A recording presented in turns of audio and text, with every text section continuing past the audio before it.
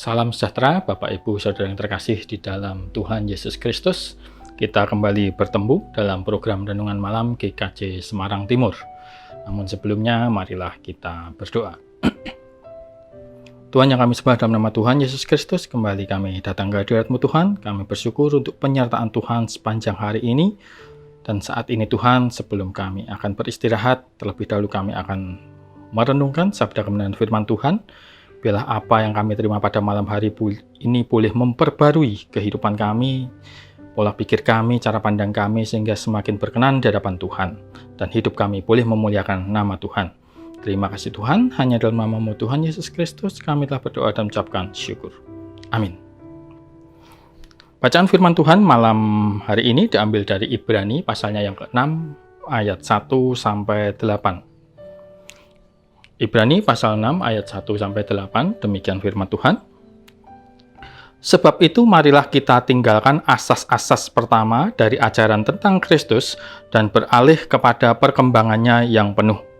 Janganlah kita meletakkan lagi dasar pertobatan dari perbuatan-perbuatan yang sia-sia dan dasar kepercayaan kepada Allah, yaitu ajaran tentang pelbagai pembaptisan, penumpangan tangan, kebangkitan orang-orang mati, dan hukuman kekal.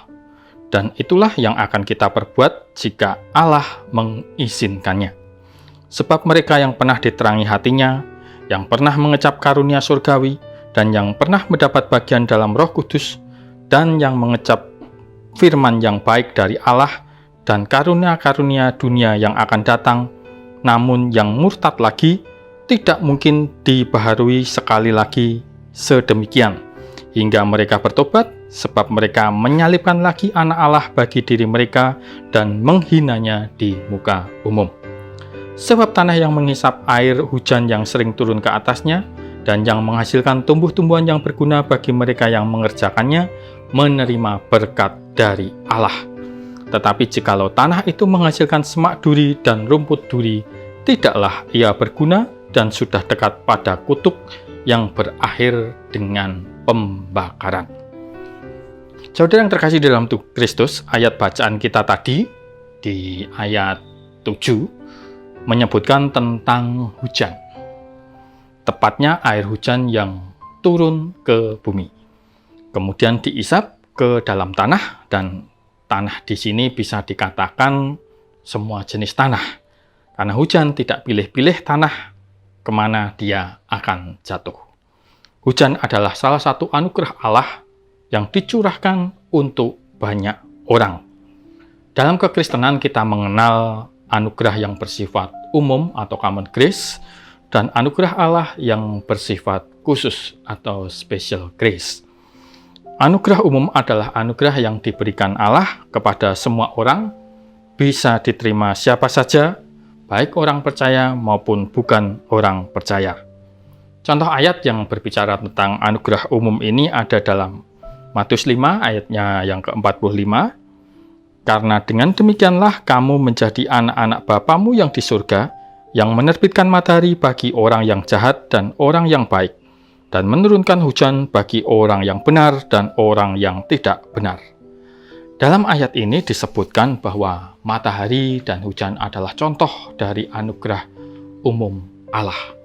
Masih ada anugerah Allah yang dicurahkan ke banyak orang, baik orang Kristen maupun orang non-Kristen. Salah satunya adalah intelektual, kepandaian.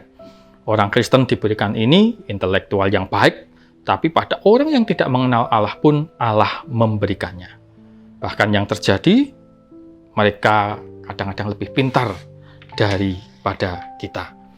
Mungkin kita juga sering mendapati orang-orang yang tidak mengenal Kristus, bisa berempati, bisa peduli terhadap sesama, bisa berbelas kasih kepada sesama, secara ekonomi mapan, diberkati Tuhan. Itu karena mereka menerima anugerah yang bersifat umum dari Allah.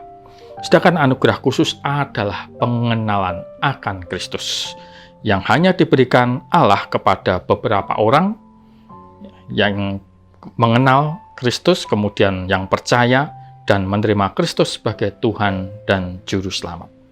Tidak setiap orang diberikan anugerah ini, yang artinya tidak semua orang diselamatkan. karena tidak semua orang menerima dan percaya Kristus sebagai satu-satunya jalan keselamatan. Kembali ke ayat 7 dan 8 di mana hujan disebutkan turun ke atas tanah, lalu dari tanah itu akan menghasilkan tumbuh-tumbuhan yang berguna. Namun ada pula tanah yang menghasilkan semak duri dan rumput duri. Jadi di sini bicara soal jenis tanah dan kualitas tanah. Ada tanah yang subur dan produktif, tapi ada pula tanah yang tidak baik. Kata sebab yang mengawali ayat 7 mengindikasikan sebuah alasan atau penjelasan dari ayat sebelumnya, ayat 4-6 yang dimaksud di sini. Air hujan yang sering turun ke atasnya menggambarkan pengalaman-pengalaman rohani yang diterima oleh orang Kristen. Di situ disebutkan tentang diterangi hatinya, karunia surgawi, mendapat bagian dalam Roh Kudus, menerima firman, ya sebagaimana hujan turun ke atas berbagai jenis tanah. Demikian pula pengalaman rohani di ayat 4-5 dapat dicurahkan kepada berbagai macam orang. Kalau orang berdosa, jelas dia hanya akan menghasilkan semak duri dan rumput duri. Tetapi bahwa disebutkan mendapat bagian Roh Kudus, menerima firman, ini tentunya yang dimaksud adalah orang percaya, orang Kristen.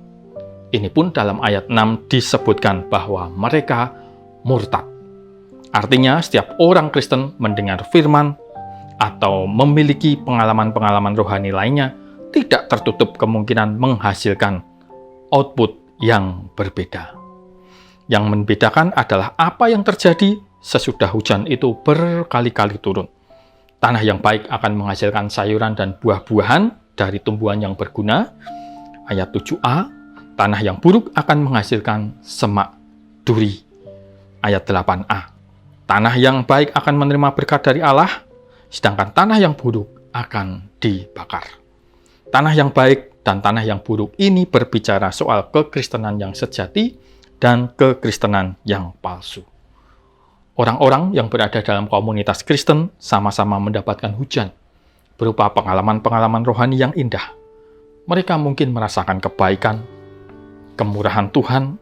Mereka mungkin mendengarkan khotbah yang sama, menerima firman Tuhan yang sama. Walaupun demikian, hanya orang-orang tertentu yang sudah lahir baru oleh Roh Kudus yang akan mampu menghasilkan buah.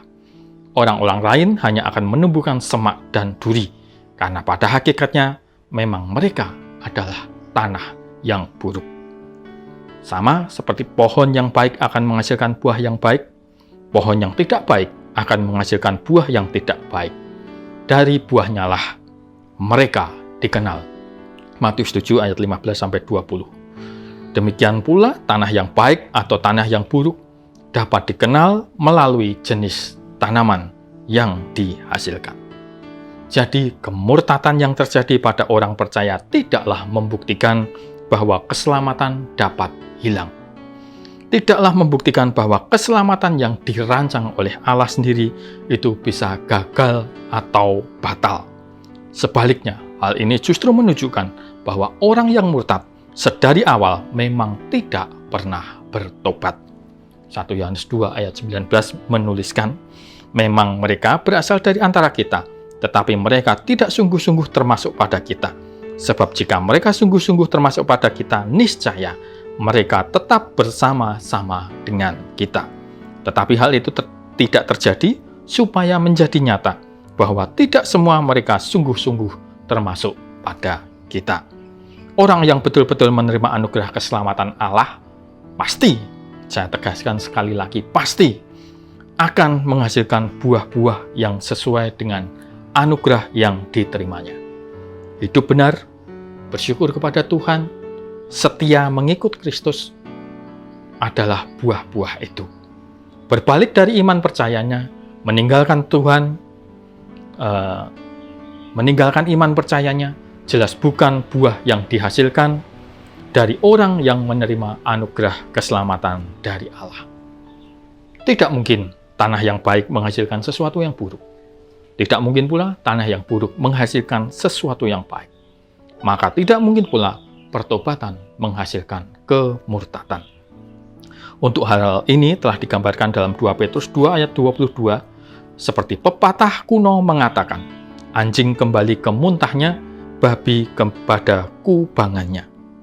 Hasil yang baik berasal dari yang baik. Hasil yang buruk berasal dari yang buruk. Tidak bisa tertukar. Semua akan kembali dari mana dia berasal.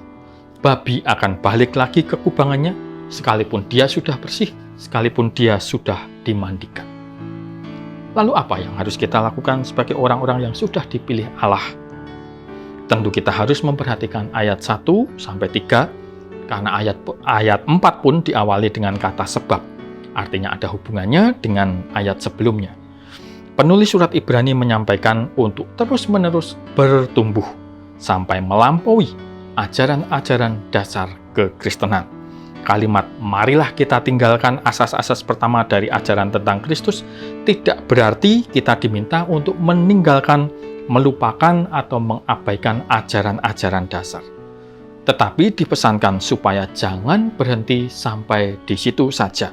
Harus ada pertumbuhan. Soal pertumbuhan ini bahkan sudah diawali di ayat sebelumnya, tepatnya di Ibrani 5 ayat 11-14 yang berisi teguran terhadap mereka yang secara rohani tidak bertumbuh, yang masih disebut anak-anak, yang masih memerlukan susu, bukan makanan keras seperti orang dewasa. Disebutkan bahwa yang masih memerlukan susu ini ialah mereka yang tidak memahami ajaran tentang kebenaran.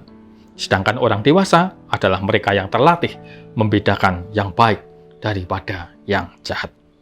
Ajaran-ajaran dasar memang diperlukan, tetapi tidak cukup sampai di situ saja, tetapi harus terus-menerus bertumbuh. Orang yang benar-benar memiliki dasar yang teguh pasti akan bertumbuh. Sedangkan mereka yang tidak memiliki dasar ini yang dimaksud di ayat 4-6 akan gagal di tengah jalan. Bahwa pertumbuhan pun tidak dapat dipisahkan dari anugerah Allah. Walaupun kita harus mendorong diri kita untuk bertumbuh secara rohani, ayat 1-2, hal itu hanya dapat terjadi seturut dengan kehendak Allah. Sesuai yang tertulis di ayat 3, jika Allah mengizinkannya. Kalimat jika Allah mengizinkannya ini membuktikan bahwa pertumbuhan rohani hanya dimungkinkan melalui anugerahnya. Maka dari itu, mintalah agar kita pun diberi pertumbuhan semakin hari semakin mengerti, memahami kehendak Tuhan. Dan dengan anugerah Allah itu sebagai tanah, kita pun menghasilkan tumbuh-tumbuhan yang berguna. Amin. Mari kita berdoa. Tuhan, terima kasih untuk kasih setiamu, untuk kemurahan-Mu, kami boleh dipilih menjadi anak-anak Tuhan. Kami boleh dipilih menjadi pengikut Kristus untuk menerima keselamatan yang telah Tuhan berikan. Saat ini Tuhan, kami mohon kepadamu, kiranya kami boleh semakin hari, semakin mengerti kehendak Tuhan, semakin mengenal kehendak Tuhan, sehingga hidup kami boleh berjalan seturut dengan kehendak-Mu.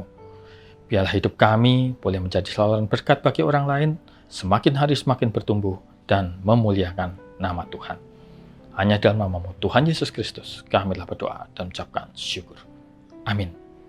Demikian renungan malam hari ini. Bapak, Ibu, Saudara yang terkasih dalam Tuhan, selamat beristirahat. Salam sejahtera untuk kita semua.